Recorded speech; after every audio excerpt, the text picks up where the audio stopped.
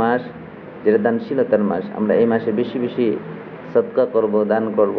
আল্লাহ রাব্বুল আলামিন এই মাসের দানকে, এই মাসের সাধারণ ইবাদতকে অন্যান্য মাসের তুলনায় অনেক বেশি গুণ বৃদ্ধি করে দিয়েছেন।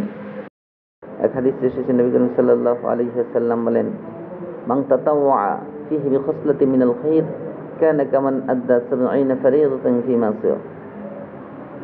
আল্লাহ নবী বলেন, মান আদ্দা বিখসলাতিন মিনাল খায়র, যে ব্যক্তি এই মাসে একটি নফল ইবাদত করবে, কানা কামান আদ্দা ফরিদাতান ফীমা সিওয়া, সে এই মাসের বাহিরে অন্য মাসে একটি ফরজ ইবাদত আদায় করলে যে সওয়াব হতো, সেই সমান সওয়াবের সে অধিকারী হবে। সুবহানাল্লাহ।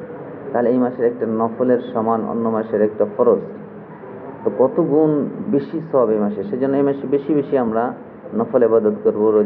রোজা পালন তো করবোই, সাথে সাথে তেলাওয়াতুল কোরআন, সাদকা, দোয়া, ইস্তেগফার বেশি বেশি করব। সম্মানিত উপস্থিতি, মাহে রমাদানের আর অনেক ফজিলত রয়েছে। এটা এমন একটি মাস, এই মাসে আল্লাহ রাব্বুল আলামিন আমল বহুগুণ বৃদ্ধি করে দেন। রমজান মাসের আরেকটি বৈশিষ্ট্য এই যে এই মাস মুমিনের নেক আমলের প্রতিদান বৃদ্ধির মাস এবং আখিরাতের সওদা করার শ্রেষ্ঠ মাস। এই প্রসঙ্গে নবী করিম সাল্লাল্লাহু আলাইহি ওয়াসাল্লাম বলেন, قال رسول الله صلى الله عليه وسلم لامرأة من الأنصار إذا جاء رمضان فاعتمري فإن عمرة فيه تعدل حجة।